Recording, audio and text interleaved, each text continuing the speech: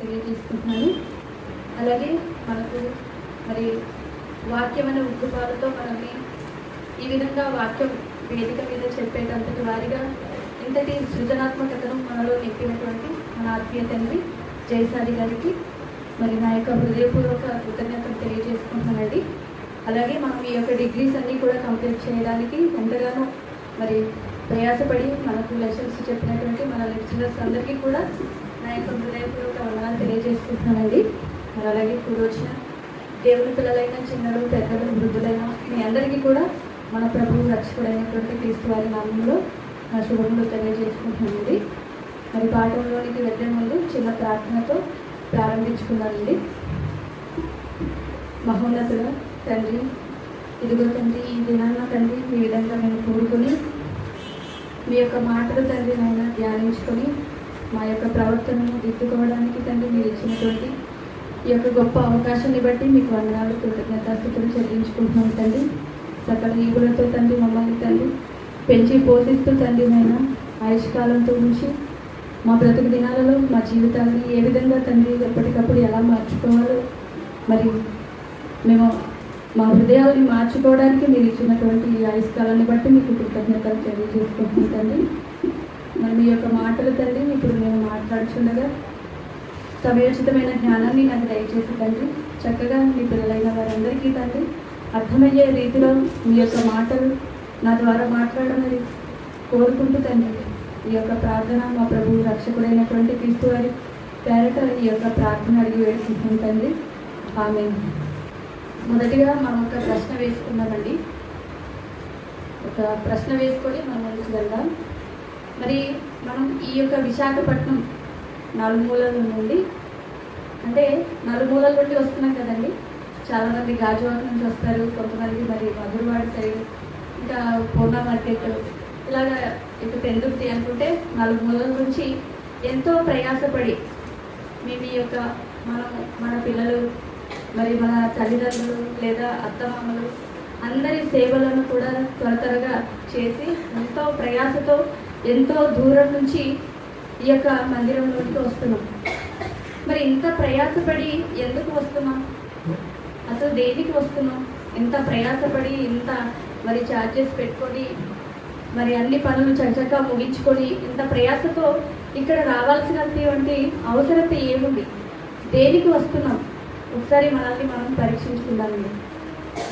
మనం మన స్నేహితులతో కలిసి సంభాషించుకొని ఏదైనా కొత్త జ్యువెలరీ కానీ లేదంటే ఏదైనా ఒక శారీ కానీ ఏదైనా ఇంట్లో ఒక మంచి వస్తువు కానీ కొనుక్కున్నప్పుడు దాని గురించి ఈరోజు నా స్నేహితురాలతో పంచుకోవచ్చు, లేదంటే నా ఆత్మీయులతో షేర్ చేసుకోవచ్చు అన్న ఆలోచనతో మనం ఇక్కడికి వస్తున్నామా? లేదంటే నా యొక్క ఆత్మీయులతో మాట్లాడి సంభాషించుకోవడానికి ఇది సదా అవకాశం అని చెప్పి మనం ఇక్కడికి వస్తున్నామా? ఒకవేళ అలా వచ్చినట్లయితే మనం చాలా మోసపోతున్నామండి. అలాంటి ఆలోచనతో మనం ఇక్కడికి వస్తే కనుక చాలా మోసపోతున్నాం. కానీ మరి ఎలా వస్తే మనం మోసపోకుండా ఉంటాము అంటే మన ఆత్మల్ని రక్షించేటువంటి శక్తిగల వాక్యం ఈరోజు దేవుడు నాతో ఏం మాట్లాడతాడో, నా హృదయం నా యొక్క ప్రవర్తనలు మరి వాక్యానుసారంగా సత్ప్రవర్తనగా మార్చుకోవడానికి దేవుడు నాతో ఏం మాట్లాడతాడో అని వేగిరపడి వచ్చేవారు ఎంతమంది? మరి వారి యొక్క లిస్టులో మనం ఉన్నామా? ఒకసారి ఆలోచించుకుందామండి. అలాంటి ఆలోచన కలిగే మనం ఎంత చక్కచక్క ఇక్కడికి వస్తే దానికి ప్రయోజనం ఉంటుంది. కానీ లేదు మనం సరదాగా సంభాషించుకోవడానికి ఇదొక మంచి ప్రాంగణం అనుకుంటే మాత్రం చాలా మనల్ని మనమే మోసపుచ్చుకుంటున్నాం.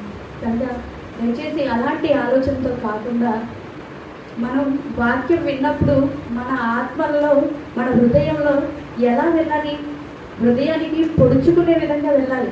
అంటే ప్రాణాత్మలను మూలుగులను విభజించు మట్టుకు దూరుచు వెళుతూ మనలో ఏదైనా లోపాలుంటే దాన్ని సరిచేసుకునేంత విధంగా అంత ఆసక్తిగా మనం వినాలి.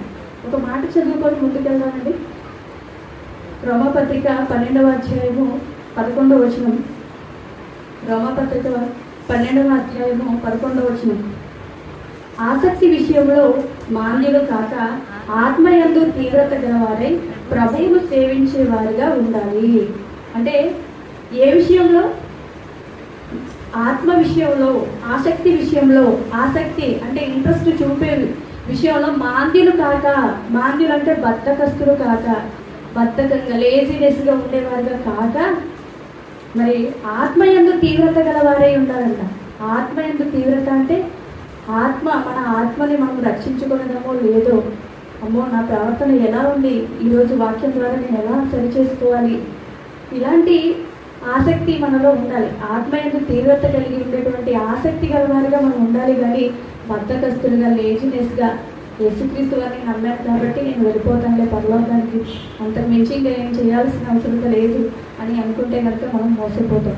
కనుక తీవ్రత, ఆత్మయందు తీవ్రత అంటే ఒకసారి ఆలోచించండి. ఏదైనా తీవ్రమైన జ్వరం కానీ రోగం కానీ వస్తే అప్పుడు ఈ పదాన్ని వాడతాం. అందుకే ఆత్మ విషయంలో మరి ముఖ్యంగా మనం తీవ్రత కలిగి మరి వాక్యాన్ని వినే విషయంలో ఆసక్తి చూపే వరకు మనం ఉండాలి అని ఇక్కడ చెప్పడం జరుగుతుంది. కాబట్టి ఎప్పుడు ఏమైపోతామో మనకు తెలియదు. ఏ క్షణం ఎక్కడ మన ఆత్మ మన శరీరాన్ని విడిచి వెళ్ళిపోతుందో తెలియదు. కనుక ఆత్మయందు మనం తీవ్రత కలిగి ఉండాలి. ప్రతి క్షణం, ప్రతి నిత్యం కూడా మన ఆత్మని ఏ విధంగా కాపాడుకోవాలి, దానికి సంబంధించినటువంటి వాక్యానుసారమైన సత్ప్రవర్తన కలిగిన లక్షణాలు నాలో ఉన్నాయా లేదా అనేది మనం ప్రతినిత్యం చెక్ చేసుకునే వారిగా మనం ఉండాలి. మరి అలాంటి ఆలోచనతోనే మనం మందిరానికి రావడానికి ఆసక్తి చూపాలి. అటెండెన్స్ కోసమో మనం ఇంకా వేరే విషయం కోసమో మనం రాకూడదు. మన ఆత్మని మనం కాపాడుకోవడానికి వాక్యం ఎక్కడ వినిపిస్తుంది? మందిరంలోనే వినిపిస్తుంది. కనుక అలాంటి ఆలోచనతో మనం రావాలి. కనుక మరి ఇప్పుడు మరి ఏదైనా రోగంతో ఉన్నవాడికే కదా ఏం కావాలి? మెడిసిన్ అవసరం అవుతుంది ఏదైనా. మరి మనం ఏ రోగం కలిగి ఉన్నాం? ఇప్పుడు ఆత్మరోగాన్ని కలిగి ఉన్నాం. మరి ఆత్మరోగం మనకి ఎప్పుడు కూడా మనలో ఆలోచనలో ప్రతి ఒక్కరిని కలిపిన ఇలాంటి మరి రోగాలు అనేది, ఆత్మరోగాలు అనేది ప్రతి ఒక్కరిలో ఉంటుంది. వాక్యం చెప్పేవారిలో అయినా వినేవారిలో అయినా ప్రతి ఒక్కరిలో ఏదో ఒక లోపం, ఆత్మరోగం ఉంటుంది. మరి ఆ ఆత్మరోగాన్ని మరి ఏదంటే తీసివేయాలంటే వాక్యం మనలో ఎలా వెళ్ళాలి? చాలా షార్ప్గా వెళ్ళాలి, చాలా హార్డ్గా వెళ్ళాలి. అలా వెళ్తేనే ట్రీట్మెంట్ జరుగుతుంది. అవునా కదా? ఇప్పుడు ఏదైనా క్యాన్సర్ కానీ ఏదైనా మరి రోగం వచ్చిందంటే ఖచ్చితంగా ఆ యొక్క ప్రదేశాన్ని ఆపరేషన్ చేయాలి. ఆపరేషన్ చేస్తే అయిపోయిందా? ఇంకా ట్రీట్మెంట్ లేదు. కొన్నాళ్ళు మళ్ళీ హాస్పిటల్లో ఉంచి సెలైన్ బాటిల్స్, ట్యాబ్లెట్స్, ఇంజెక్షన్స్ ఇవన్నీ కూడా ఇస్తారు. ఎందుకంటే ఆపరేషన్ అయినంత మాత్రాన రోగం తగ్గిపోయింది కాదు. మళ్ళీ దానికి తగ్గ మెడిసిన్ కంటిన్యూగా వాడాలి. అవునా కదా? అయితే మనం ఆత్మ విషయంలో ఒక ఆపరేషన్ జరిగింది. ఎక్కడ? బాప్టిజమే మనకు ఒక ఆపరేషన్ అనుకుంటే మరి మెడిసిన్ ఏది? వాక్యం. అవునా కదా? వాక్యం. మరి ఈ వాక్యం అనే మెడిసిన్ మనం బాప్టిజం ద్వారా క్రీస్తులోనికి వచ్చిన మన ఆత్మల్ని వాక్యం అనే మెడిసిన్తో ప్రతినిత్యం మనం సరి చేసుకోవాలి. ఆరోగ్యవంతులుగా, ఆత్మీయంగా ఆరోగ్యవంతులుగా మనం తయారవ్వాలి. కనుక మనలో ఏదైతే లోపంగా ఉందో, మరి ఏదైతే రోగంగా ఉందో ఆ రోగాన్ని సరి చేసుకునే వాక్యాలు మనం మాట్లాడుకోవాలి. అనవసరంగా మనం వేదికని వృధా చేయకూడదు. ఏదో మాట్లాడేసి ఏదో చెప్పేసాము అనుకొని వేదికను వృధా చేసేవాళ్ళం కాకుండా మన ఆత్మీయ రోగానికి సరిపోయే మెడిసిన్ ఏంటో అది మాట్లాడుకుంటేనే మన ఆత్మ ఆరోగ్యంగా ఉండడానికి ఆస్కారం ఉంటుంది. కనుక మరి ఈ యొక్క మరి టాపిక్ని నేను ఎన్నుకోవడం జరిగిందండి. మితానుభావురాలువా, అమితానుభావురాలువా? అంటే స్త్రీలుగా మనం స్త్రీల కోసం మాట్లాడుకోవాలి మరి అనుకొని ఈ సంవత్సరం మనం ప్రారంభించాం. కనుక మరి మిథ్యానుభావురాలువా, అమితానుభావురాలువా అనే ఒక మాటని మనం ఈరోజు డిస్కషన్ చేసుకుందామండి. మరి దీంట్లో 3 పాయింట్స్ చెప్తాను. ఒకటి, తిండి విషయంలో మితంగా ఉండాలి. ఇంకోటి, అలంకరణ విషయంలో, అలాగే సంపాదన విషయంలో, ఇలాంటి విషయంలో కూడా చాలా మితంగా ఉండాలి. 2వ పాయింట్. 3వ పాయింట్, మాటల విషయంలో, మాట్లాడే విషయంలో మనం మితంగా ఉండాలి. ఓకేనా? మరి మొదటిగా మన పాయింట్ తిండి విషయంలో మితంగా ఉండాలి. మరి ఎవరికైనా తిండి అంటే చాలా ఇష్టంగానే ఉంటుంది. అవునా? మంచి మంచి ఆహార పదార్థాలు మనం రోడ్ పాయింట్కి వెళ్ళినప్పుడు, రోడ్ సైడ్ వెళ్ళినప్పుడు చాలా నిగనిగలుగా, ఎర్రగా, రమ్యంగా, చాలా చూపునకు అందంగా చాలా చక్కగా కనిపిస్తూ ఉంటుంది. అలా కనిపించినప్పుడు అబ్బో ఈ చూపులకు రమ్యంగా అందంగా ఉంది కదా అని చెప్పి అవలాగా మనం కూడా మోసపోయామనుకోండి, ఏమేమో రోగాలు వస్తాయి. అవునా? రోగాలు. మరి ఆ రోగాలు వస్తే మనం దేనికి దారి తీస్తాం? మరణానికి దారి తీస్తామా లేదా? కనుక ఒకసారి చిన్న వాక్యపట్నం చదువుకొని ముందుకెళ్దామండి. సామెతల గ్రంథం 23వ అధ్యాయము 1 నుంచి 3 వచనాలు. సామెతల గ్రంథం 23వ అధ్యాయం 1 నుంచి 3 వచనాలు. నువ్వు ఏలికతో భోజనం చేయ కూర్చుండిన ఎడల నీవెవరి సమక్షంలో ఉన్నావో బాగుగా యోచించుము. నీవు తిండిపోతు అయిన ఎడల నీ గొంతుకకు కత్తి పెట్టుకొనుము. అతని రుచిగల పదార్థములను ఆశింపకము, అవి మోసపుచ్చు ఆహారము. అంతే కదండి. మరి ఆహారం కూడా మనల్ని మోసం చేస్తుందా లేదా? ఖచ్చితంగా మోసం చేస్తుంది. మరి రోడ్ సైడ్ ఉండే ఫాస్ట్ ఫుడ్స్ ఇవన్నీ కూడా మనం తినామనుకోండి, రంగులు ఎన్నో మరి పెస్టిసైడ్స్ వేసేస్తారు, దాంట్లో చాలా కలర్స్ కలుపుతారు. దానివల్ల క్యాన్సర్ వచ్చే ప్రమాదం ఉంది. మరి క్యాన్సర్ వస్తే తద్వారా ఏముంటుంది మనకి? తర్వాత కీమోథెరపీకి వెళ్తాం, కొన్నాళ్ళు లైఫ్ టైం వెళ్తుంది, ఆ తర్వాత మరణానికి దారితీస్తుంది. అంటే మరి చూపులకు రమ్యంగా ఉన్న ఆ పండు మొదటి మరి మానవులైన ఆదాము అవ్వల్ని ఎంతగానో మోసం చేసి దేనికి దారితీసిందండి? మరణానికి దారితీసింది. అలాగే ఇక్కడ చెప్తున్నాడు, నీ ఏలికతో, అంటే నీకు ఎవరైతే భోజనం చేసి నిన్ను పెంచి పోషిస్తున్నారో వాళ్ళతో నువ్వు భోజనానికి కూడుకున్నప్పుడు నువ్వు ఎవరి సమక్షంలో ఉన్నావో బాగుగా చూసుకోండి. మీరు ఎవరి సమక్షంలో ఉన్నారు? దేవుని సమక్షంలో ఉన్నారా? మిమ్మల్ని మీరు కాపాడుకునే ప్రయత్నం చేస్తారా? చెయ్యరా? గత కొన్ని సంవత్సరాలుగా మన ఆత్మీయ తండ్రి మనకు ఆహార విషయంలో చాలా హెచ్చరికలు చేస్తున్నారు. ఇలాగా తినండి, ఇలాంటి విషయాల్లో మీరు జాగ్రత్తగా ఉండాలి, మీ ఆరోగ్యాన్ని కాపాడుకోవాలి. అంటే ఈ అమితంగా తినేది కూడా ఒక చెడు వ్యసనమే, అది కూడా ఒక పాపమే అని మన ఆత్మీయ తండ్రి గారు కూడా మనకు చెప్పడం జరిగింది. ఎందుకంటే తినవలసిన దానికంటే మితంగా తింటే ఏమొస్తాయి? ఖచ్చితంగా రోగాలు వస్తాయి. మరి రోగాలు వచ్చిన తర్వాత దేనికి దారితీస్తుంది? ఖచ్చితంగా మరణానికి దారితీస్తుంది. అదే ఆరోగ్యకరమైన ఫుడ్ మనం తీసుకున్నాం అనుకోండి, ఆయుష్కాలం కూడా మనకి పెరుగుతుంది. కొంతవరకు దేవుని యొక్క మాటలు వినడానికి లేదా మన ఆయుష్కాలాన్ని పెంచుకుంటూ మన ఆత్మలు సరిచేసుకోవడానికి వాక్యంతో మరి అవకాశం, సమయం కూడా ఉంటుంది. అదే ఏది పడితే అది డస్ట్బిన్లో పడేసినట్టు మరి మన పొట్ట కూడా డస్ట్బిన్ అనుకొని ఎనీ టైం ఏదో ఒకటి తింటా ఉన్నాం అనుకోండి, మరి దానికి కూడా రెస్ట్ కావాలా లేదా? కొంతమంది ఉపవాసం చేస్తే, డాక్టర్స్ అంటారు ఉపవాసం చేస్తే నీ యొక్క డైజెస్టివ్ సిస్టమ్ అనేది క్లీన్ అవుతుంది అని చెప్పి. అంటే కొంత రెస్ట్ ఇస్తే అది క్లీన్ అవుతుంది. కానీ రెస్ట్ లేకుండా తినాల్సిన టైంలో కాకుండా తినకూడని టైంలో కూడా అలా తింటూనే ఉన్నాం అనుకోండి, దానివల్ల ఎప్పుడో ఒక రోజు మనకి ప్రమాదం అనేది వస్తుంది. కనుక తిండి విషయంలో చాలా మితంగా ఉండాలి. అందుకే దేవుడు ఏమంటున్నాడు?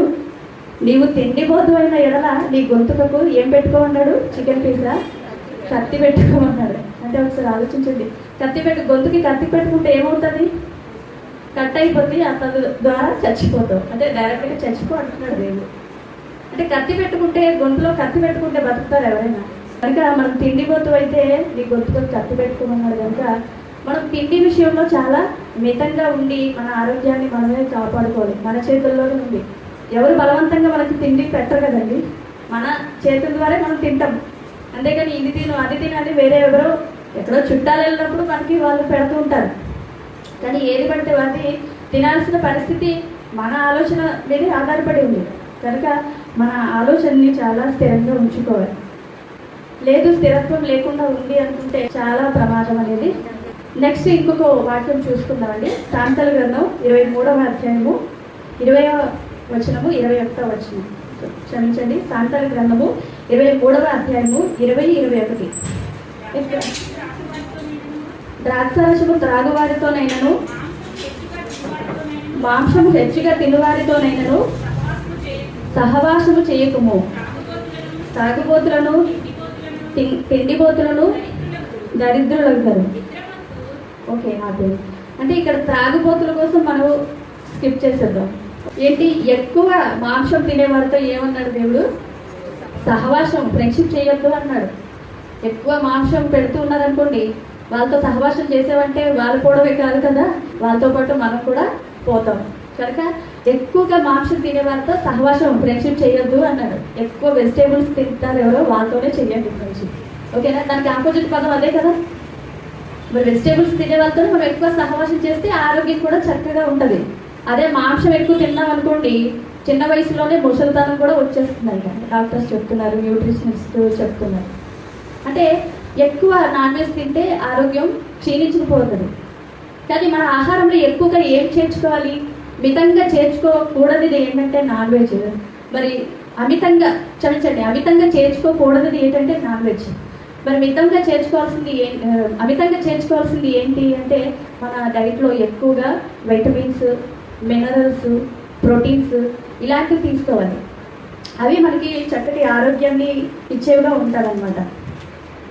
ఎక్కువగా ఏం తీసుకోవాలండి? విటమిన్స్, మినరల్స్, ప్రోటీన్స్ ఇవి తీసుకుంటే మనకి ఆరోగ్యం చాలా బాగుంటుంది. అయితే ఎక్కువగా చాలామందికి డయాబెటీస్తో బాధపడుతుంటారు, అంటే షుగర్ వ్యాధి. అది ఎందుకు వస్తుంది అంటే ఎక్కువ కార్బోహైడ్రేట్స్, పిండి పదార్థాలు ఎక్కువ తిన్న వారికి ఆ రోగం వస్తుంది. అలాగే మరి ఎక్కువగా మాంసం తిన్నామనుకోండి, అందులో ఎక్కువ ఏముంటుంది? కొవ్వు ఉంటుంది, ఫ్యాట్ ఉంటుంది. ఆ ఫ్యాట్ ఎక్కువ తీసుకుంటే మనలో బ్యాడ్ కొలెస్ట్రాల్ అనేది ప్రొడ్యూస్ అవుతుంది. ఈ నాన్ వెజ్ ఇవి తినడం వల్ల బ్యాడ్ కొలెస్ట్రాల్ అనేది పెరిగిపోతుంది. దీనివల్ల మనకు వచ్చే వ్యాధులు ఏంటి? హార్ట్ అటాక్స్, బ్రెయిన్ అటాక్స్, అలాగే పక్షవాతం, పెరాలసిస్, ఇవన్నీ కూడా మన యొక్క శరీరంలో ఉన్నటువంటి నరాలు ఉంటాయి కదండి. ఆ నరాలు చిన్న చిన్న వెయిన్స్ ఉంటాయి. దాని లోపల ఈ bad cholesterol, LDL, low density lipoprotein అంటారు. మరి ఆ యొక్క బ్యాడ్ కొలెస్ట్రాల్ మన శరీరంలో కనుక పేరుకుపోతే దానివల్ల స్ట్రోక్స్ వస్తాయి, బ్రెయిన్ స్ట్రోక్స్, హార్ట్ స్ట్రోక్స్, అలాగే మరి నరాలు అన్నీ చచ్చుకు పడిపోయి ఆ అవయవాలు అనేది పనిచేయకుండా పోతుంది. తద్వారా మరణం అనేది సంభవిస్తుంది. కనుక తిండి విషయంలో చాలా మితంగా ఉండాలి అని చెప్పేసి చెప్తున్నాడు ఇక్కడ దేవుడు. చివరిగా ఈ యొక్క పాయింట్కి యెషయా గ్రంథం 5వ అధ్యాయము 12-14 వచనాలు ఒకసారి చూసుకుందామండి. యెషయా గ్రంథము 5వ అధ్యాయము 12-14 వచనాలు. సితార, స్వరమండల, తంబుర, సన్నాయిలు వాయించుచు ద్రాక్షారసము తాగుచు విందు చేయుదురు గాని యెహోవా పని యోచింపరు. అయితే చూడండి, చాలా మంది పార్టీస్ ఏర్పాటు చేసుకుంటారు. బర్త్డే పార్టీస్ కానీ, మ్యారేజ్ ఈవెంట్స్ కానీ, ఇలాంటివన్నీ కూడా చేసుకుంటూ ఉంటారు. మరి ఇలాంటివి చేసుకున్న వాళ్ళు మంచిగా సంగీతం పెట్టుకొని ఆ ఆహ్లాదంలో, ఆ ఆనందంలోని కదా ఆ విందులో కూర్చొని కావాల్సిన దానికంటే కూడా ఎక్కువగా తింటూ ఉంటారు. మరి ఇలా తినేవాళ్ళు అందులో ఒకవేళ క్రైస్తవులు కనుక ఉంటే వాళ్ళు దేన్ని మర్చిపోతారంట? యెహోవాని యోచింపరంట, యేసుక్రీస్తు వారిని ఆలోచించరంట. అంతేకాకుండా ఆయన హస్తకృత్యములను లక్ష్య పెట్టరు అన్నారు. అంటే తండ్రి దేవుడు చేసినటువంటి హస్తకృత్యాలు, ఈ సృష్టిని గురించి కానీ వీటి గురించి, అలాగే ఆయన హస్తకృత్యం మన శరీరం కూడా, మరి దాన్ని కూడా యోచింపకుండా మితం లేకుండా మనం తింటే ఏమవుతుంది? చాలా ప్రమాదం, మరణం అనేది సంభవిస్తుంది. అందుచేతనే మరి ఇలాంటి మితానుభావం లేని వారి కొరకు అమితంగా ఏం నోరు తెరుచుకొని ఉందంట? పాతాళం. మరి అమితంగా నోరు తెరుచుకొని ఉందంట. ఆ పాతాళానికి ఎలా ఎంతమంది వచ్చినా రా వచ్చేసే అని చెప్పి అది ఎప్పుడు అమితంగా తన నోరు తెరుచుకొని ఆశ పెట్టుకుని ఉంటుందంట. లోనికి అమితంగా నోరు తెరుచుకొని ఉన్న ఆ పాతాళంలోనికి ఈ అమితంగా మరి ఫుడ్ తినేవారు మరి తన యొక్క ఆరోగ్యాన్ని పాడు చేసుకొని అనారోగ్య పాలయ్యి మరి ఆ నరకాగ్ని గుండం, ఆ పాతాళం అమితంగా ఉన్న దాని దగ్గరికి వెళ్ళిపోయే అవకాశం ఉంది అని చెప్పేసి చెప్తుంది. అంటే అమితంగా పాతాళం నోరు తెరుచుకొని ఉంది, అపరిమితంగా తన యొక్క నోరు తెరుచుకొని ఉంది కనుక మరి అక్కడ పడిపోయే అవకాశం ఉంది. కనుక మనం మొదటిగా తిండి విషయంలో చాలా మితంగా ఉండాలి. చాలా మితంగా ఉండి మన ఆరోగ్యాన్ని కాపాడుకొని ఈ యొక్క ఆరోగ్యం నా ప్రభువు కోసం నేను వాడుకోవాలి, నా ఆయుష్కాలం పెంచుకోవాలి. ఇంకా నేను పూర్తిగా బైబిల్ని ధ్యానించలేదు, దాని యొక్క పూర్తి వివరణ నాకు అర్థం కాలేదు కనుక నాకు ఆయుష్కాలం ఉంటే నేను ఇవన్నీ కూడా నేర్చుకోవడానికి నాకు అవకాశం ఉంటుంది. కనుక నా ఆయుష్కాలాన్ని నేను పెంచుకోవడానికి ఎలాంటి ఆహారం తీసుకోవాలి, ఎలాంటి వ్యాయామాలు చేయాలి, ఇలా ఆరోగ్యకరమైనటువంటి జీవన శైలిని కూడా మన జీవితాల్లో మనం అభివృద్ధి చేసుకోవాలి. మరి ఇలా ఉంటే ఆ అపరిమితంగా నోరు తెరుచుకున్నటువంటి ఆ పాత్రలోనికి పోకుండా మన యొక్క ఆత్మల్ని మనం కాపాడుకునే ప్రయత్నం చేయగలం. కనుక ఏముండాలి మనలో? అమితంగా కాకుండా మితంగా తినే లక్షణం అనేది మనలో ఈ యొక్క పాయింట్ ద్వారా మనం నేర్చుకోగలుగుతున్నాం. నెక్స్ట్, అలంకరణ లేదా అందం విషయంలో మితంగా ఉండాలి. అలంకరణ లేదా అందం దీని విషయంలో మితంగా ఉండాలి. 1 పేతురు పత్రిక 3వ అధ్యాయము 4వ వచనం. 1 పేతురు పత్రిక 3వ అధ్యాయం 4వ వచనం. సాధువైనట్టియు మృదువైనట్టియు నైన గుణమును అక్షయ అలంకారము గల నీ హృదయపు అంతరంగ స్వభావము మీకు అలంకారముగా ఉండవలెను, అది దేవుని దృష్టికి మిగుల విలువగలది. అయితే అలంకరణ విషయంలో సాధువైనట్టియు అన్నాడు. మొదటిగా సాధువులు ఎవరైనా పోట్లాడతారండి? సాధువులు చాలా మితంగా అలంకరించుకుంటారా? చాలా నెమ్మది అనుకో వాళ్ళ యొక్క అలంకరణ, వాళ్ళ యొక్క వస్త్రధారణ విషయంలోనే చూస్తేనే మనకి కనిపిస్తారు. వీళ్ళు చాలా సాధువులు, చాలా సాత్వికులు, చాలా మితమైన బావులు అని మనకి కనిపిస్తుంటారు. ఆ సాధువైన వాళ్ళు ఎవరితో అయినా గొడవాడతారా, పోట్లాడతారా అంటే పోట్లాడరు. కానీ పోట్లాడే విషయంలో ఎవరు ముందుంటారు? పురుషులా స్త్రీలా అంటే స్త్రీలే కదా. ఎక్కువ పోట్లాడేవారు ఎవరు? స్త్రీలే. పురుషులు ఏదో సమయం సందర్భం బట్టి మరి పోట్లాడతారు, కానీ స్త్రీలు ప్రతి చిన్న విషయానికి పోట్లాడే కదా. అదొక ఆనందం అయిపోయింది స్త్రీ మూర్తులకు. కనుక ఈ పోట్లాడే విషయంలో కాకుండా మనం ఎలా సాధువైన స్వభావం, నెమ్మది కలిగి పోట్లాడేవారు కాకుండా స్నేహానుభావం కలిగిన వారుగా మనం ఉండాలని ఇక్కడ చెప్తున్నాడు. అలాగే స్త్రీలు ఎలా మృదువైనట్టు గుణమును అలంకారం అంట, అక్షయ అలంకారం. మృదువైనటువంటి అంటే స్త్రీ అనే వాళ్ళు ఎంత మృదువుగా మాట్లాడితే వారికి అంత అలంకారం ఉంటారు. ర్యాష్గా మాట్లాడారు అనుకోండి, వాళ్ళకి అది అలంకారం కాదు. ఇది చాలా ర్యాష్ బాబు, దీంతో చాలా కష్టం, దీంతో చాలా జాగ్రత్తగా ఉండాలి అని అనుకుంటారు. కానీ మృదువుగా మాట్లాడితే అదే ఆ స్త్రీకి అలంకారం. స్త్రీ చాలా మృదువుగా మాట్లాడాలి, తన ప్రవర్తన, తన చూపు అంతా కూడా చాలా బాగుండాలి. చాలా మృదు స్వభావిగా స్త్రీ ఉండాలి. కనుక మృదువైనట్టు గుణమును అక్షయ అలంకారము మీ హృదయపు అంతరంగ స్వభావమును మీకు అలంకారముగా ఉండవలెను. సాధువైన అంటే నెమ్మది అనుకువ కలిగిన హృదయం, మృదువైన మాట తీరు కలిగి ఉండటమే మన హృదయం, మన ఆత్మ కూడా చాలా మరి ఈ విధంగా అంతరంగ పురుషుడు ఈ విధంగా ప్రవర్తన ద్వారా అందాన్ని ప్రదర్శించాలి, అలంకరణ ద్వారా కాదు. మరి ఇలాంటి అలంకారం అంటే దేవుని దృష్టికి ఏంటంటే మిగుల విలువగలది అని చెప్పి ఇక్కడ మాట్లాడుతున్నారు. అయితే కొంతమంది మనం స్త్రీలకు చూసామనుకోండి, అసలు వీళ్ళు క్రైస్తవులా కాదా అనిపిస్తుంది కదా. అంటే వాళ్ళ యొక్క మరి అలంకరణ ద్వారా వాళ్ళ క్రీస్తుని ప్రదర్శించట్లేదు, చూపించట్లేదు. ఇప్పుడు సాధారణంగా క్రైస్తవులు అంటే సింపుల్గా ఉంటేనే కదా అయితే క్రైస్తవురాలు అని.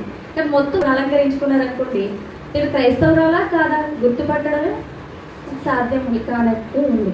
కనుక కొంతమంది స్త్రీలు మాటల విషయంలో కానీ, ఆలోచన విషయంలో కానీ, అలంకరణ విషయంలో కానీ క్రీస్తుని ప్రదర్శించేవారిగా లేరు.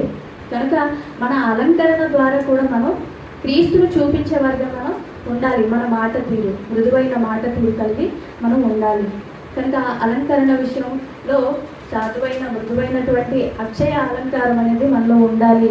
అలాంటిదే ప్రభువు దృష్టికి మిక్కిలు విలువగలది అని చెప్పి ఇక్కడ చెప్పడం జరుగుతుంది. అయితే ఇలాంటి సాధారణమైనటువంటి సింపుల్ స్థితిగా చక్కగా మరి అందంగా మరి ఉన్నటువంటి స్త్రీ కోసం ఒకసారి ఆలోచిద్దామండి. ఎస్తేరు గురించి మాట్లాడతామండి. ఎస్తేరు 2వ అధ్యాయము 7వ వచనం. ఎస్తేరు గ్రంథం 2వ అధ్యాయము 7వ వచనం.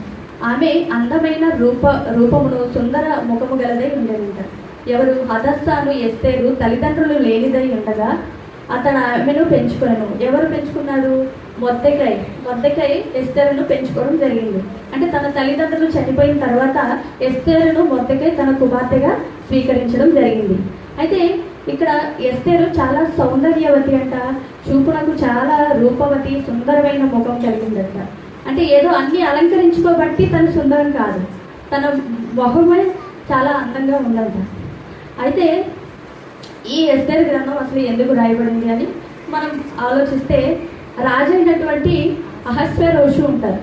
మరి అతనికి ఒక భార్య మొదటిగా రాణి ఉంటుంది. ఎవరు? వస్తీ. ఆ వస్తీకి బదులుగా ఎవరిని తీసుకురావడం జరిగింది? ఎస్తేరు గారిని. మరి వస్తీ సౌందర్యవతియా? సౌందర్యవతియే. మరి తను కూడా చాలా యోగ్యమైన ప్రవర్తన కలిగినదేనా? యోగ్యురాలే తను కూడా.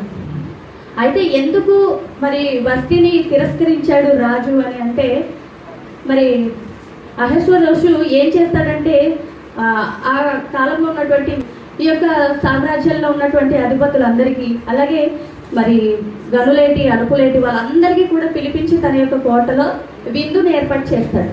అక్కడ ఎస్తేరు గ్రంథంలో మరి చదువుకుంటే మీకు అర్థమవుతుంది, నార్మల్గా చెప్పేస్తాను. అయితే తర్వాత ఈ అహశ్వరోషు ఏమంటాడంటే, రాణి అయిన వస్తిని పిలిపించండి, తన యొక్క సౌందర్యాన్ని ఇక్కడ వచ్చిన వాళ్ళందరికీ చూపించాలన్నాడు. అయితే దానికి వస్తి ఒప్పుకోలేదు. మరి తన అందాన్ని ఎవరి దగ్గర ప్రదర్శించాలండి? తన భర్త దగ్గర ప్రదర్శించాలి. కానీ వచ్చిన అక్కడ నార్మల్గా ఉన్నారో వాళ్ళందరూ ఫుల్ తాగేస్తున్నారు. వాళ్ళందరూ ఎలాంటి చూపులు చూస్తారు కదా? వాళ్ళ చూపు ఏమైనా బాగుంటుందా? అందుకే దాన్ని తిరస్కరించింది వస్తి.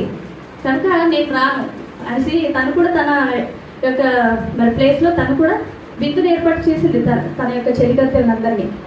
ఆ టైంలో రాణి అయిన వస్తి ఇక్కడ వచ్చి తన అందాన్ని ప్రదర్శించాలని కోరుకున్నాడు. కానీ దాన్ని తిరస్కరించింది. కనుకే రాజు ఏమంటాడంటే, వస్తి కంటే యోగ్యురాలని, అంటే వస్తి యోగ్యురాలే కాబట్టి తన అందాన్ని అంతమంది తాగుబోతుల వద్ద ప్రదర్శించడానికి తను ఇష్టపడలేదు. కాకపోతే తన మాటని గౌరవించలేదు. నేను పిలిస్తే తను రాలేదు అన్న ఉద్దేశంతో వాళ్ళందరితో మళ్ళీ సంభాషించి మరి ఆ దేశంలో ఎవరైతే అందగత్తులు ఉన్నారో వాళ్ళందరినీ కూడా మరి పిలిపించడం జరిగింది. అందులో ఎవరు సెలెక్ట్ అయ్యారు అంటే ఎస్తేరు గారు. ఎస్తేరు అంటే ఎస్తేరు చాలా అలంకరించుకొని ఒక రాజుకి పెళ్లి చేసుకోవాలంటే అమ్మో అని ఎంత అందంగా తయారైపోయి వచ్చి ఉంటారు అక్కడ వాళ్ళందరూ కదా. కానీ సాదా సీదాగా ఎవరు వచ్చారు? ఎస్తేరు వచ్చింది. ఎస్తేరు వస్తే మరి ఎస్తేరుకి ఎవరు సెలెక్ట్ చేశారు అంటే, అక్కడ ఒక షండ్రుడు ఉంటాడండి. షండ్రుడైన హేగే అని చెప్పి ఆయన ఉంటాడు. ఆయన మరి ఎవరైతే అందగత్తలందరూ వచ్చారో వాళ్ళందరినీ కూడా ఒక ప్లేస్లో ఉంచి వాళ్ళకి కాపరిగా ఇతను ఉంటాడు. అయితే ఆ హేగేకి ఈ ఎస్తేరు గారు చాలా మరి తన ఎందుకు చాలా దయ కలుగుతుంది. కనుక తనని సెలెక్ట్ చేసి తనకి మొత్తం 12 నెలలు మొత్తం మరి శుద్ధి చేయడానికి సెలెక్ట్ చేయడం జరుగుతుంది. ఆ తర్వాత ఎస్తేరు ఎస్తేరు అప్పుడు రాజు యొక్క సముఖంలో తీసుకొని రాబడుతుంది. ఎస్తేరు గ్రంథం 7వ అధ్యాయం 3వ వచనంలో మరి కనిపిస్తుంది. మరి ఎస్తేరు 2వ అధ్యాయము 4వ వచనంలో 15వ అధ్యాయంలో 4వ లైన్ మనం చూసుకుంటే, ఎస్తేరు 2వ అధ్యాయము 15వ వచనము 4వ లైన్, స్త్రీలను కాయలు సండుడైన హేగే నిర్ణయించిన అలంకారము కాక ఆమె మరి ఏమీ కోరలేదు. కానీ స్త్రీలందరికంటే రాజు ఎస్తేరును ప్రేమించెను, కన్యలందరికంటే ఆమె అతని వలన దయాదాక్షిణ్యము పొందెను. అంటే హేగే నిర్ణయించినటువంటి అలంకరణ కాకుండా ఇంకా నాకు ఇది పెట్టు అది పెట్టు అని చెప్పి ఎస్తేరు అడగలేదమ్మా. అతను ఏదైతే అలంకరణతో తనని అలంకరించాడో అలాగే వచ్చేసింది. కానీ ఇది పెట్టు ఇది పెడితే ఇంకా బాగుంటాను అని చెప్పి ఎస్తేరు అనలేదు. అలా వచ్చిన తర్వాత ఎస్తేరు చూసిన తర్వాత రాజుకి ఏం కలిగిందంట? అందరికంటే ప్రేమించాడంట. అక్కడ వచ్చిన స్త్రీలందరికంటే ఎవరిని ప్రేమించాడు? ఎస్తేరుని ప్రేమించాడు. కన్యలందరికంటే ఆమె దయాదాక్షిణ్యం పొందిందంట రాజుగారు. అయితే తన గుణమును అక్షయ అలంకారము ఆమె ఒక యూదురాలు, యూదా జాతికి చెందిన ఆమె. కానీ తన సత్ప్రవర్తన ద్వారా రాజుకి మరి భార్య అయినా కూడా తన ప్రవర్తన, తన మాట తీరు, దానివల్ల తను చాలా గొప్పగా మరి మాకు బైబిల్ గ్రంథంలో చూపించబడింది. అయితే మరి ఎలా తన యొక్క మాటలతో మరి రాజుని మెప్పించింది అని మనం ఆలోచిస్తే, ఎస్తేరు 7వ అధ్యాయము 3వ వచనంలో, ఎస్తేరు గ్రంథం 7వ అధ్యాయం 3వ వచనంలో, రాణి అయిన ఎస్తేరు, రాజా నీ దృష్టికి నేను దయ పొందిన దాననైన ఎడల రాజువైన తమకు సమ్మతి అయితే నా విజ్ఞాపనమును, నా ప్రాణమును, నా మనవిని బట్టి నా జనులను నాకు అనుగ్రహించుము. సంహరించబడుటకు, హతము చేయబడి నశించుటకును నేనును నా జనులను కూడా అమ్మబడిన వారము అనేసి చెప్తుంది. అంటే ఇక్కడ హామాను అని ఒక కుట్ర పన్నుతాడండి యూదుల మీద. పన్నిన తర్వాత మరి ఆ హామాను కుట్ర నుంచి తప్పించడానికి ఎస్తేరు అప్పటి వరకు తన జాతి ఏంటో తనకి రాజుకి కనపరచలేదు. అతను కూడా అడిగిన సందర్భాలు లేవు. కానీ అప్పటికి చెప్పొద్దు, నువ్వు యూదురాలని చెప్పొద్దు అని. అయితే అప్పుడు మరి నేను చస్తే చేస్తాను, కానీ నా యొక్క ప్రజల్ని కాపాడే ప్రయత్నం నేను ఖచ్చితంగా చేస్తానని చెప్పి మొర్దెకాయికి మాట ఇచ్చి తను ఒప్పుకుంటుంది అనమాట. ఇదిగో నాకును నా జనులకు కూడా చంపడానికి ఎవరు, హామాను అనేవాడు కుట్ర పన్నాడని చెప్పి చెప్తుంది. అంటే ఎలా తన మాట తీరు ఎలా ఉంది, చాలా మృదు స్వభావిగా ఉంది. నీ దృష్టికి నేను దయ పొందిన దానినైన ఎడల రాజు అయిన తమకు సమ్మతి అయితే నా విన్నపమును బట్టి నా ప్రాణమును, అంటే యూదురాలి కదా తను కూడా, అంటే యూదులందరికీ కూడా చంపేయించేయాలి అని చెప్పి ఈ హామాను కుట్ర పంటాడు కనుక తను కూడా యూదురాలే అని చెప్పి. అయితే తను కూడా యూదురాలంటే అది ఎవరికి భార్య, రాజైన అహశ్వరోషుకి భార్య. అయితే తన భార్యను తను చంపేసుకుంటాడా? ఇంత మృదు స్వభావి, ఇంత సౌందర్యవతి, తన ప్రవర్తన, తన సత్ప్రవర్తనతో తనని మరి భార్యగా ఎన్నుకోబడింది, మరి చంపేయగలరా? కనుక తన మృదువైన మాటల చేత, తన మరి అలంకరణ విషయంలో తగుమాత్రం ఉండి, తన సత్ప్రవర్తన ద్వారా తన ప్రజలను తాను కాపాడుతుంది. యూదా జాతిని కాపాడినటువంటి ఒక మహానుభావురాలు. తను ఎంత సౌందర్యవతి అయినా సరే కానీ ఎక్కడ విర్రవీగలేదు. కనుక చాలా చాలా చక్కగా తన యొక్క ప్రవర్తనను తను కాపాడుతుంది, యూదా జాతిని రక్షించింది. తద్వారా యేసుక్రీస్తు వారు ఈ లోకానికి రావడానికి కారకురాలయ్యింది. అంటే యూదా జాతి ఉంది కదా యేసుక్రీస్తు వారు వచ్చారు అది. కనుక మరి ఇలాంటి అందం, అంటే మృదువైన సాధువైనటువంటి స్వభావం మనకి అందంగా, అలంకారంగా ఇలాంటిది ఉండాలి. అంతేగాని ఎంత సౌందర్యం, ఎంత అందం ఉన్నా కూడా అది వేస్ట్. ఎందుకంటే దేవుడు చెప్పాడు కదా, వివేకము లేని సుందర స్త్రీ పంది ముక్కున పెట్టిన బంగారు కమ్మి వంటిది. అంటే ఎంత వివేకం, ఎంత అందం ఉన్నా కూడా తనకి వివేకం లేకపోతే అది వృధా. ఒకవేళ తన అందాన్ని బట్టి తను అతిశయిస్తే ఆ అందం ఎవరిచ్చారు? దేవుడి వలనే. తన గొప్పతనం ఏమి కాదు, దేవుడి వలనే తనకి అందం వచ్చింది. కానీ ఆ అందానికి తగ్గటువంటి గుణం కూడా ఉండాలి ఎస్తేరులాగా. కనుక మరి అలాంటి స్వభావం కలిగి ఉండాలి. మృదువైన సాధువైనటువంటి స్వభావంతో మన గుణాన్ని మనం కాపాడుకోవాలి. ఎలా ఉండాలి? సామెతల గ్రంథం 31:30, సామెతలు 31:30లో అందము మోసకరము, సౌందర్యము వ్యర్థము, యెహోవా యందు భయభక్తులు కలిగిన స్త్రీ కొనియాడబడును. అంటే అందగత్తె అయితే తన గొప్పతనం కాదు. ఇక్కడ ఏంటి? అందం మోసకరం. మరి ఆదాము అవ్వలకి అందమైన పండే కదా మోసం చేసింది. మొదటిగా మనం చదువుకున్న ఆహారంలో కూడా ఆహారం తినకు, అది తింటే నువ్వు మోసపోకు అని చెప్పడం జరిగింది. ఇక్కడ అందం విషయంలో కూడా అందం మోసకరం, సౌందర్యం వ్యర్థం. అందం ఎంతవరకు ఉంటుందండి? కొంత వయసు వచ్చే వరకు ఉంటుంది అందం, అవునా కాదా? ఎంత ఐశ్వర్య అయినా సరే, ఎంత మరి ఎలాంటి వాళ్ళు అయినా సరే. కానీ మరి ఇప్పుడు సినీ ఇండస్ట్రీలో ఉన్నటువంటి హీరోయిన్స్ ఒకనాడు వాళ్ళు ఎలా ఉన్నారు, ఇప్పుడు ఎలా ఉన్నారు? పాత హీరోయిన్స్కి చూస్తే ఒకసారి ఆలోచించండి. అంటే అందం మోసకరం, ఎప్పుడైనా అది అంతరించిపోతుంది. ఆత్మ అందంగా దాని అంతం అనేది లేదు. కానీ శరీర సౌందర్యం ఎప్పటికైనా అంతమైపోతుంది. కానీ యెహోవా యందు భయభక్తులు కలిగిన స్త్రీ కొనియాడబడును. అంటే మన అందం ఏంటి? అక్షయ అలంకారంగా ఉండాలి? సాధువైన, మృదువైనటువంటి సత్ప్రవర్తన కలిగినటువంటి, మరి వాక్యానుసారమైనటువంటి సౌందర్యం మన హృదయం మనకు అలా ఉండాలి. అంతేగాని ఈ బయట కనిపించే అలంకారం మనకి అందంగా ఉంటుంది, మనల్ని మోసం చేస్తుంది, అవునా కదా? అందంగా ఉన్నారనుకోండి, ఎంతో మంది పురుషులు తనని ఆకర్షిస్తారు, తనకు తెలియకుండానే వ్యభిచారం జరిగిపోతుంది, అవునా కదా? మరి కంటి చూపు ద్వారా కదా వ్యభిచారం జరిగిపోతుందని దేవుడు చెప్పారు. కనుక ఉన్న అందాన్ని అలాగే సింపుల్గా ఉంచుకోవాలి. అందంగా ఉండడం తప్పు కాదు, కాకపోతే అందం కోసం తహతహలాడడం తప్పు. అందం కోసం ఎనీ టైం అద్దం ముందు నిల్చోవడం తప్పు. అందం ఉన్న అందం, దేవుడు అందం ఇస్తాడు, ప్రతి ఒక్కరికి దేవుడే ఇస్తాడు అందం. కాకపోతే ఆ అందానికి ఇంకా మెరుగులు దిద్దేవారిగా మనం ఉండకూడదు. చాలా మితంగా, చాలా మరి మర్యాదస్తులుగా మనం కనబడాలంటే మన అలంకరణ విషయం కూడా మనం జాగ్రత్తగా, మితంగా, అందులో చాలా మితంగా ఉండాలి, అమితంగా ఉండకూడదు అని ఈ అలంకరణ ద్వారా కూడా ఈ అందం విషయంలో. అలాగే ఇందులోనే ఒక పాయింట్ కూడా చెప్పాను, సంపాదన విషయంలో కూడా కదా. దేవుడు ఏం చెప్పాడు? నీ సంపాదించేది ఎక్కడ సంపాదించుకోమన్నాడు? పైన సంపాదించుకోమన్నాడు, భూమి మీద ఏది సంపాదించుకోకూడదు అన్నాడు.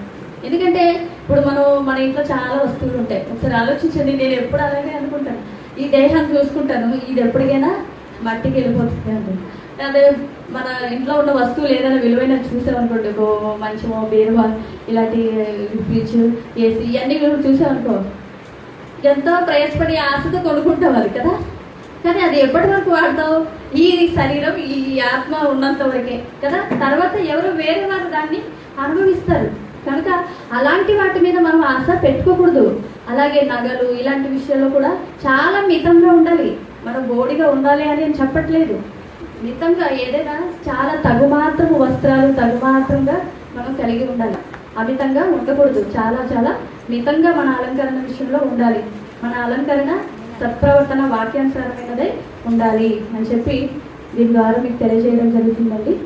ఒక్కటి ఈ పాయింట్లో ఒక్కటి చదువుకొని అక్కడతో ఆ పాయింట్ ఆపేద్దామండి.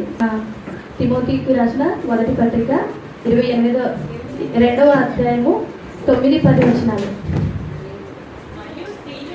మరియు స్త్రీలను అనుకువయు స్వస్థబుద్ధియు గలవారేండి తగుమాత్రపు వస్త్రముల చేతనే గాని జడలతోనైనను బంగారముతోనైనను ముత్యములతోనైనను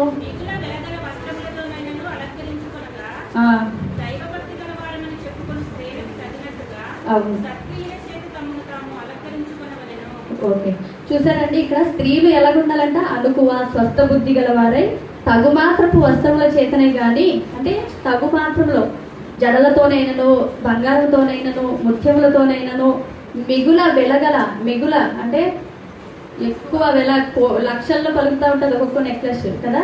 అలాంటివి మనం పెట్టుకోకూడదు. ఒక చిన్న నెక్లెస్ ఉందనుకోండి, ఎన్ని లక్షలు ఉంటుందండి. అలాగా మిగుల వెలగలటువంటి వస్త్రములతోనూ బంగారులతోనూ మనం అలంకరించుకోకూడదంట. మరి దేన్ని అలంకరించుకోవాలి? దైవభక్తి గలవారమని చెప్పుకొని స్త్రీలంట తగినట్టుగా సత్క్రియల చేత తామును అలంకరించుకోవాలి. సత్క్రియలోని అలంకరణ మనలో కనబడాలి. ఏముందండి, ఎంత బంగారం పెట్టుకున్నా ఎంత విలువైన శారీ కట్టుకున్నా అది మన పరలోకం చేరుస్తుందండి? చేర్చదు. అంటే ఆలోచించండి, అందంగా ఉంటే మనం పరలోకం వెళ్ళం. ఎంత అలంకరించుకున్నా పరలోకానికి వెళ్ళం. అమితంగా అపరిమితంగా నోరు తెచ్చుకున్నటువంటి పాతాళం రా అంటుంది, అక్కడికి వెళ్ళిపోతాం. కనుక మన అలంకరణ, మన వస్త్రధారణ, మన ఆభరణాలు అవన్నీ కూడా చాలా మితంగా ఉండాలి. మరీ కొనుక్కోవద్దని చెప్పట్లేదు, మితంగా ఉండాలి. అంటే అది మన మర్యాదను కాపాడాలి. మన మాట తీరు వల్ల మన మర్యాదని కాపాడుకునే వరకు మనం ఉండాలి. అంతేగాని మరి విస్తారమైన మనం మాట్లాడేసి మనకున్నటువంటి ఆ యొక్క మంచి స్వభావాన్ని పోగొట్టుకోకూడదు. కనుక చాలా మరి అలంకరణ విషయంలో చాలా మితంగా ఉండాలని ఇక్కడితో మరి ఇది చెప్తున్నానండి. లాస్ట్ పాయింట్, మాటల విషయంలో మితంగా ఉండాలి. క్షమించండి, ఒక 10 నిమిషాలు ఎక్స్ట్రా తీసుకుంటాము. మాటల విషయంలో మితంగా ఉండాలి. మాటలు మొదటి తిమోతి పత్రిక, అటువలే పరిచర్య చేయు స్త్రీలు మాన్యులై కొండెములు చెప్పని వారును మితానుభావము గల వారునై అన్ని విషయములలో నమ్మకమైన వారునై ఉండవలెను. ఇక్కడ పరిచర్య చేయు స్త్రీలు అంటే పరిచర్య అంటే దేవుడి యొక్క వాక్యం చెప్పేవారికి సేవ చేయడం కానివ్వండి, వాక్యాన్ని చెప్పడం కానీ. మరి మనం అందరం కూడా వాక్యం చెప్తున్నామా లేదా?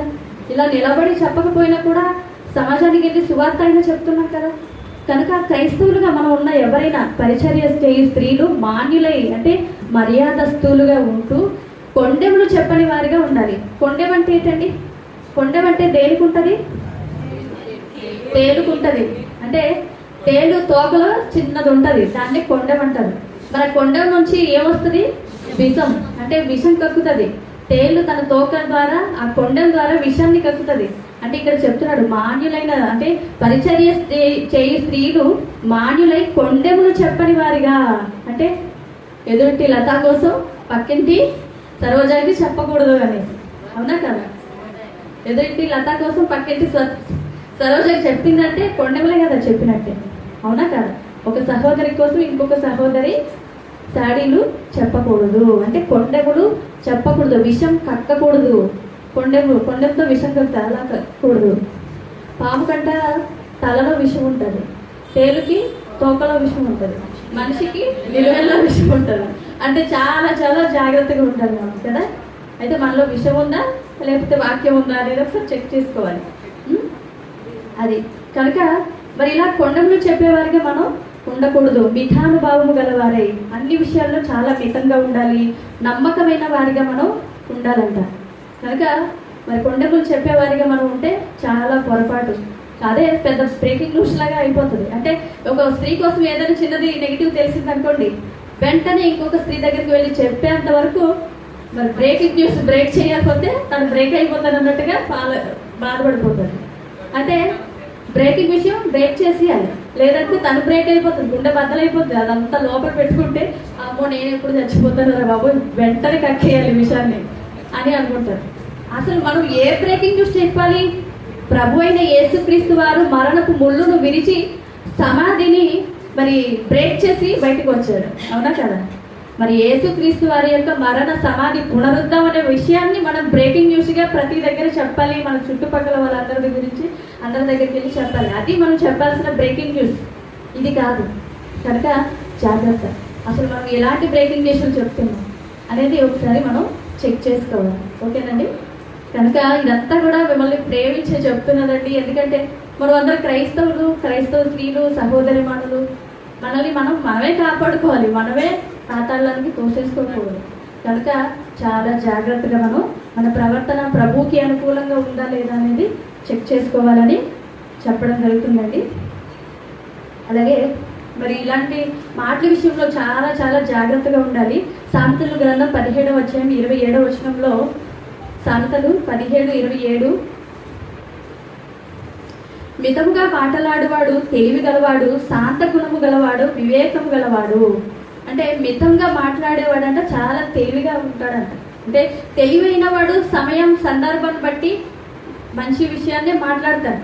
తెలివి తక్కువవాడు అది మంచిదా చెడ్డదా అనర్గళంగా మాట్లాడుతూనే ఉంటాడు. అలాంటి వాడు బుద్ధిహీనుడు, వివేకం లేనివాడు. మితంగా మాట్లాడేవాడు తెలివి గలవాడు, శాంత గుణం గలవాడు, వివేకం గలవాడు అని చెప్పడం జరిగింది. ఇక్కడ ఎఫెసీ పత్రిక 4వ అధ్యాయము 29, వినువారికి మేలు కలుగునట్లు అవసరము బట్టి క్షేమాభివృద్ధికరమైన అనుకూల వచనమే పలుకుడి, దుర్భాషలు ఏదైనాను మీ నోట రానీయకుడి. వినువారికి మనం ఏదైతే చెప్తున్నామో అవతల పక్క వాళ్ళు వింటారు కదండి, ఆ వినేవారికి మేలు కలిగే విషయమే చెప్పాలి. అంతేగాని వాళ్ళ హృదయాన్ని కుళ్ళబొడి చేసే విషయం మనం చెప్పకూడదు. అక్కడ చెప్తున్నాడు ఏంటి, దుర్భాషలు ఏదైనా ఆడకూడదు అన్నాడు. మన గురించి ఎవరో చెడ్డగా అన్నారనుకోండి, ఇదిగో నీ గురించి ఇలా అన్నారని చెప్తే గుండె బద్దలైపోతుంది కదండి కదా. చాలా బాధేస్తుంది, అమ్మో నా గురించి వాళ్ళు ఇలా అనుకుంటున్నారా అని చాలా చాలా బాధేస్తుంది. కాబట్టి అలాగా హృదయం బ్రేక్ అయ్యే విషయాలు చెప్పకూడదు. మనం ఏదైతే వినేవారు, మన మాట ఎవరైతే వింటున్నారో వాళ్ళకి మేలు కలిగే విషయమే మనం మాట్లాడాలి తప్ప క్షేమాభివృద్ధి కలగజేసే మాటలే మనం ఎదుటి వాళ్ళకి చెప్పాలి. నీ గురించి అవతల వాళ్ళ గురించి బ్యాడ్గా చెప్పిన వాళ్ళకి మంచి విషయమే నీ సంభాషించాలి తప్ప వాళ్ళ హృదయానికి గాయపరిచే విషయం ఏది కూడా షేర్ చేయకూడదు. ఒకవేళ ఏ స్త్రీ అయినా ఒక స్త్రీ కోసం అన్నది అంటే అది అక్కడితో మర్చిపోవాలి తప్ప నిన్ను ఇలాగ అన్నదని మళ్ళీ ఆ స్త్రీకి అది చెప్పకూడదు. చాలా బాధపడుతుంది. తన్ని మనం ఆత్మ విషయంలో చాలా జాగ్రత్త పడే విషయంలోనే తనకి షేర్ చేసే విషయంలో ఉండాలి తప్ప తనల్ని బాధ పెట్టే విషయం లాగా మనం బిహేవ్ చేయకూడదు. మన ప్రవర్తన చాలా చాలా మన మాట తీరు చాలా జాగ్రత్తగా ఉండాలి. ఎదుటి వాళ్ళకి మేలు కలిగే విషయమే మనం ఏదైనా చెప్పాలి. అలాగే యాకోబు పత్రిక 1:19, యాకోబు 1:19, వినుటకు వేగిరపడువాడును, మాట్లాడుటకు నిదానించువాడును, కోపించుటకు నిదానించువాడునై ఉండవాలన్నమాట. వినడానికి ఏదైనా వేగిరపడాలి. ఏదైనా వాక్యం చెప్తున్నారా, శ్రద్ధగా విను. ఎవరికోసం ఏదైనా చెప్తే అలాంటి విషయంలో వినకూడదు. మాట్లాడటానికి కూడా నిదానించి మాట్లాడాలి. వెంటనే తిను బాధపడుతుందా లేదా అని ఆలోచించకుండా వెంటనే ఏది చెప్పకూడదు. కొంతమంది ఒకరి విషయం ఇంకొకరికి చాలా కూర్చోబెట్టి నించోబెట్టి మరి చెప్తా ఉంటారు, వెళ్ళిపోతుంటే పిలిచి మరి చెప్తూ ఉంటారు, అవునా కదా? మరి సంఘానికి వచ్చినప్పుడు మనం ఎలా ఉండాలని చెప్పాడండి ప్రసంగి గ్రంథం 5వ అధ్యాయం 1వ వచనం. ఒకసారి చదవండి. చదవండి. నీవు దేవుని మందిరంకు పోయినప్పుడు నీ ప్రవర్తన జాగ్రత్తగా చూచుకొనుము. బుద్ధిహీనులు అర్పించినట్లుగా బలి అర్పించుట కంటే సమీపించి ఆలకించుట శ్రేష్టము. నీవు దేవుని సన్నిధిని అనాలోచనగా పలుకుటకు నీ హృదయమును త్వరపడనీయక నీ నోటిని కాచుకోము. దేవుడు ఆకాశమందు ఉన్నాడు, నీవు భూమి మీద ఉన్నావు, కావున నీ మాటలు కొద్దిగా ఉండవలను. అంటే క్రైస్తవ స్త్రీలు మందిరానికి వచ్చినప్పుడు ఎలా ఉండాలి, తన ప్రవర్తన అంతా కూడా చాలా జాగ్రత్తగా చూసుకోవాలంట. అంతేకాకుండా దేవుడి మందిరానికి వచ్చినప్పుడు అనాలోచనగా దేవుడి వాక్యం అంతసేపు అంతా వింటారు. వాళ్ళు వెళ్ళిపోయే టైంకి వెళ్ళిపోయే వాళ్ళకి పిలిచి మరి మాట్లాడుతూ ఉంటారు. అవసరం అండి, ఒకసారి ఆలోచించండి. వాక్యం విన్నారు, వీళ్ళు ఈ ఆత్మీయ ఆహారాన్ని పట్టుకొని వాళ్ళు వెళ్ళాలి అనుకోవాలి, కానీ వెళ్ళిపోయి వాళ్ళకి ఆపి మరి మాట్లాడి దుర్భాషలు ఇంకో స్త్రీ కోసం ఇంకో స్త్రీకి చెప్పడం చాలా పొరపాటు చేస్తున్నాం ఇలాంటి విషయాల్లో. కనుక ఇలాగ మాట్లాడిస్తూ ఉంటారండి. అంటే ఇంకొక స్త్రీ కోసం ఇంకో స్త్రీ దగ్గర మాట్లాడుతూ ఉంటారు. అది విని ఆ స్త్రీ కోసం ఫోన్లో తిని సాటిస్ఫై చేయాలి కదా అని ఏదో ఒకటి చెప్తుంది. చెప్పితే ఇలా అనకూడదు అంటుంది, అంటే ఇలా అనకూడదు అంటే తను 100 మాటలు ఆ స్త్రీ కోసం చెప్తుంది. ఫోన్లో ఇంత చెప్తుంది కాబట్టి తిండి ఏకీభవించి ఏదో ఒక మాట అన్నాం అనుకోండి, అది మళ్ళీ వాళ్ళకి వెళ్ళి చెప్తారు. ఏదైనా ఒక విషయం చెప్తాము, ఇంకొకరికి చెప్పకండి, అది చెప్తుంది ఇంకొకరికి చెప్పకండి.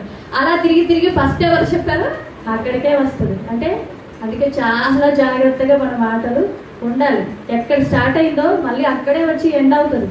అయ్యో తిరిగి చెప్పొద్దు అన్నది కదా, తినేవరకు చెప్పింది, తిరిగి చెప్పొద్దు అన్నది కదా ఎవరికి చెప్పింది. తీరగా వాళ్ళు తన దగ్గరికి వస్తే తనకి ఎంత అవమానం అండి కదా. నేను ఇలా చెప్పడం వల్లే నలుగురికి వెళ్ళిపోయింది, నేను చాలా బ్యాడ్ అయిపోయింది. ఇంత బ్యాడ్ అయిపోయినా కూడా సిగ్గు లేదండి కొంతమందికి మాత్రం కదా. బ్యాడ్ అయిపోయినా కూడా సిగ్గు ఉండదు. నిజంగా నేను అబ్జర్వ్ చేస్తున్నాను కొన్ని విషయాల్లో. బ్యాడ్ అయిపోయినా కూడా అమ్మోచి అని అనుకోదు. అంటే మనం పాపం చేసి ప్రార్థన చేస్తూ ఉంటాం నైట్ టైం, మళ్ళీ నెక్స్ట్ డే ఏదో పాపం చేసి మళ్ళీ ప్రార్థన చేస్తాం. ఎన్నిసార్లు పాపం చేయాలి, ఎన్నిసార్లు ప్రార్థించడానికి మనకి సిగ్గు వచ్చేస్తుంది కదండి. ప్రతిసారి నేను పాపిని అని ప్రార్థన చేసుకుంటే ఎంత సిగ్గేస్తుందండి. కానీ ప్రతిసారి ఇలా కొండములు చెప్పుకుంటూ ఉంటే తన గురించి ఇంకొకరు బ్యాడ్గా అనుకుంటారని తెలిసి కూడా ఇంకా కొనసాగిస్తుంది అంటే నిజంగా సిగ్గులేదనే అనుకోవాలి, అవునా కాదు. కనుక అలాంటి విషయాల్లో మనం స్త్రీలు, క్రైస్తవ స్త్రీలుగా చాలా జాగ్రత్త పడాలి మన ప్రవర్తన విషయంలో. అలాగే కీర్తనకారుడు ఒక మాట అంటున్నాడు చూడండి, 39వ అధ్యాయము 1వ వచనం. కీర్తనలో 39వ అధ్యాయం 1వ వచనం. నా నాలుకతో పాపము చేయకుండానట్లు నా మార్గములను జాగ్రత్తగా చూచుకొందును. భక్తిహీనులు నా ఎదుట ఉన్నప్పుడు నా నోటికి చిక్కము ఉంచుకొందును అంటాడు. అంటే దావీదు గారు అంటున్నది ఏంటి, నా నాలుకతో పాపం చేయకుండానట్లు. అంటే నాలుక ఏంటి, పెద్ద పాప ప్రపంచం అని చెప్పి ఉంది మనకు బైబిల్లో. అంటే విస్తారమైన అడవిని కూడా తగలబెట్టేస్తుందంట నాలుక. అది ఎప్పుడు తడిగానే ఉంటుంది, ఎప్పటికప్పుడు అదిరిపడుతూ ఉంటుంది. కానీ ఆ నాలుకతో పెట్టే చిచ్చు విస్తారమైన అడవిని తగలబెట్టేస్తుందంట. అందుకే మన నాలుకతో మనం పాపం ఏంటి, నా నాలుకతో పాపం చేయకుంటున్నట్లు నా మార్గంలో జాగ్రత్తగా చూచుకుంటున్నాను అంటున్నాడు దావీదు గారు. అలాగే భక్తిహీనులు నా ఎదుట ఉన్నప్పుడు, అంటే భక్తిగా ఉంటారు వాళ్ళు, కానీ వాళ్ళు ప్రవర్తన విషయంలో సరిగ్గా లేకపోతే వాళ్ళు భక్తిహీనులే. మరి అలాంటి వారి దగ్గర అనకూడని మాట ఏదైనా అనేసి అనుకోండి, చాలా ప్రమాదం. ఎందుకంటే వాళ్ళు భక్తిహీనులుగా ఉన్నారు కాబట్టి ఆ మాట ఇంకొక దగ్గర ఎక్కడికైనా ఖచ్చితంగా చెప్తారు. కనుక భక్తిహీనుల దగ్గర నేను మాట్లాడుకుంటున్నట్లు నా నాలుకను నేను జాగ్రత్తగా చూసుకుంటానని చెప్పి ఇక్కడ కీర్తనకారుడు చెప్పడం జరుగుతుంది.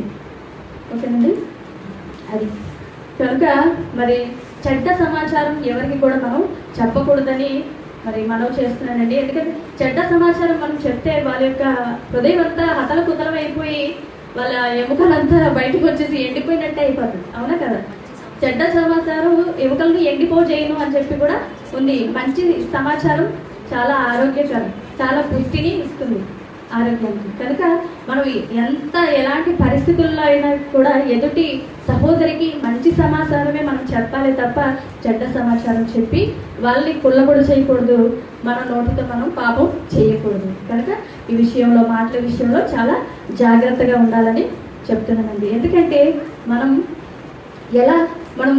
మునుపటి స్థితి ఎలాంటిది మంది, మనం యేసుక్రీస్తు వారి దగ్గరికి రాకముందు చాలా పాపాలకి లోనైపోయిన వాళ్ళము, అవునా కదా. చాలా పాపానికి అప్పుడు ప్రవర్తన వేరేగా ఉండేది. కానీ యేసుక్రీస్తు వారి దగ్గరికి వచ్చినప్పుడు మనం మునపటి ప్రవర్తన కంటే ప్రస్తుతం ఉన్న ప్రవర్తన చాలా గొప్పదిగా ఉండాలి. మరి అలా ఉంటేనే మనం మంచి ధన్యులుగా ఉంటాం.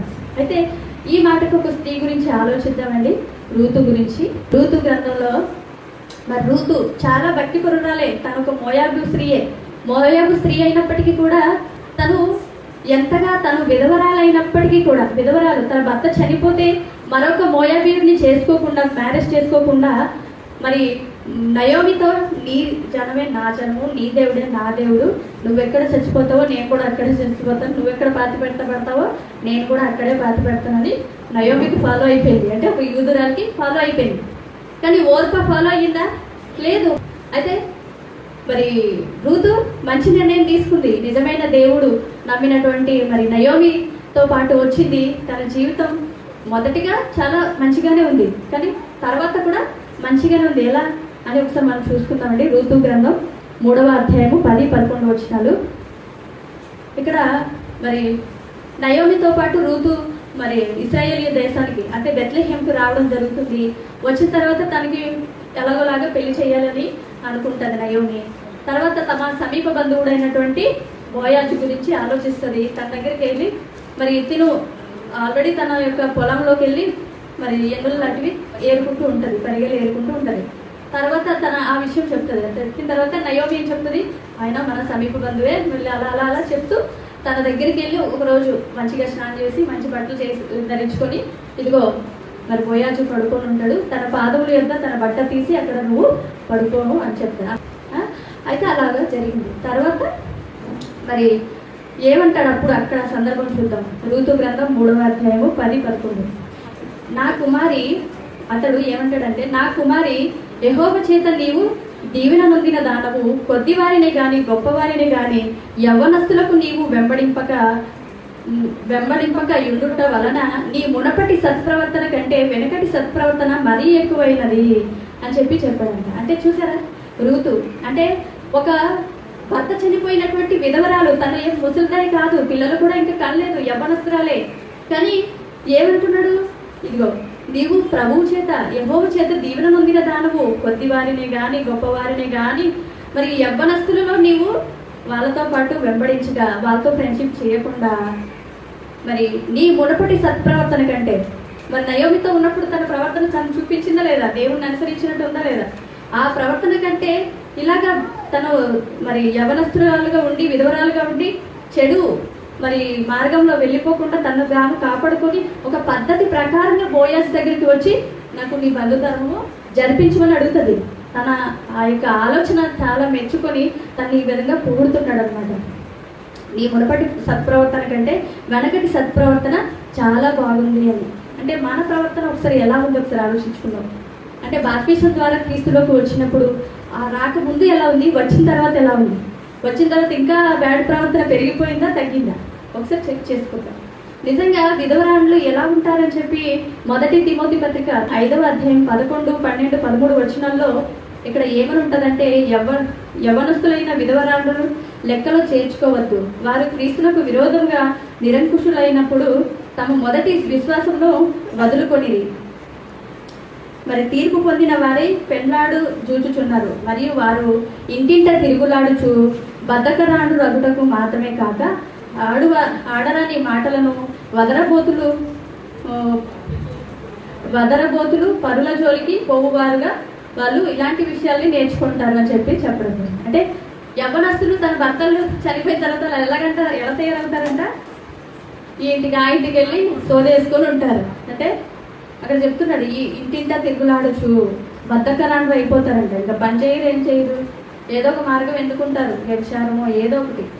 ఈరోజు అదే జరుగుతుంది. విధవరాలైన స్త్రీలు, యవ్వనస్తులు భర్త చనిపోయాడు కాబట్టి వ్యభిచారం చేస్తూ ఉంటారు. ఎందుకమ్మా నువ్వు వ్యభిచారం చేస్తున్నావంటే, మరి నన్ను ఎవరు పోషిస్తారు, నాకేం మార్గం లేదు, బోర్డు పనులు ఉంటాయి కదండి, ఎక్కడైనా ఏ గిన్నెలు దొంగ కూడా డబ్బులు వస్తాయి ఎవరింటికైనా వెళ్ళి, అవునా కాదా? ఇంటికి వెళ్ళిన గిన్నెలు దొంగ బట్టలు ఉతికినా కూడా నీకు ఎడ్యుకేషన్ క్వాలిఫికేషన్ లేకపోతే ఏ పని చేసైనా మర్యాదగా మంచిగా డబ్బు సంపాదించుకుని జీవనాన్ని కొనసాగించుకోవచ్చు. దానికోసం వ్యభిచారాన్ని ఎన్నుకుంటే ఏమొస్తుంది, తర్వాత HIV AIDS వస్తుంది, అవునా కాదా?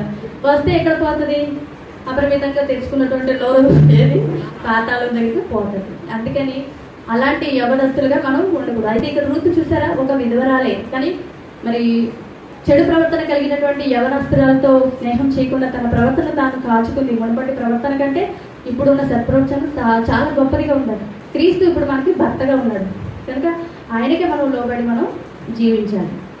కనుక రోమపత్రిక 12వ అధ్యాయం 2వ వచనంలో, మీరు ఈ లోక మర్యాదను అనుసరింపక ఉత్తమమును అనుకూలమును సంపూర్ణమైన ఉన్న దేవుని చిత్తమేదో పరీక్షించి తెలుసుకున్నట్లు మీ మనసు మరి నూతనమగునట్లు రూపాంతరము పొందుడి అన్నాడు. అంటే మనం రూపాంతరం పొందాలి, మారాలి. మన ప్రవర్తన, మన ఆలోచన, మన వేషధారణ టోటల్ చేంజ్ చేసుకోవాలన్నమాట. కనుక ఇదంతా కూడా నేను మిమ్మల్ని ప్రేమించి చెప్తున్నాను. ఎందుకంటే మనల్ని మనమే కాపాడుకోవాలి కనుక, మన సహోదరులు కాబట్టి. నేను ఎటువంటి ద్వేషభావంతో ఇది చెప్పట్లేదండి. మరి ఇక్కడ మాట్లాడుతున్నామంటే దేవుడి మాట ఎలా రావాలండి? చాలా కఠినంగానే ఉండాలి. కఠినంగా ఉంటేనే మన హృదయం మారుతుంది. అవునా కాదు? క్యాన్సర్ ఉంది, ఆపరేషన్ చేయాలంటే ఆ డాక్టర్ అమ్మో ఆపరేషన్ చేస్తే చచ్చిపోతాడని ఆ డాక్టర్ అంటాడా? మరి వాక్యం చెప్పేవాళ్ళు ఆపరేషన్ చేసే వాళ్ళతో సమానం. ఆపరేషన్ చేస్తేనే బతుకుతాడు. మరి ఆపరేషన్ చేస్తే నొప్పి ఉంటుందా లేదా? ఖచ్చితంగా నొప్పి ఉంటుంది. మరి వాక్యం చెప్పడంలో కూడా ఇది ఒక ఆపరేషన్, ఖచ్చితంగా నొప్పి ఉంటుంది. అంటే ప్రాణాత్మల మూలుగులు కీళ్లను విభజించబట్టుకు దూరిపోతుందంటే నొప్పి ఉంటుందా లేదా? ఖచ్చితంగా ఉంటుంది. మరి హృదయంలో పొడవబడ్డారంట ఆ రోజుల్లో. హృదయంలో పొడవకరి ఇంకా మేము దేవుడి కోసం ఏం చేయాలని చెప్పి అడిగారు. అప్పుడు ఎవరు? ఏ సందర్భం?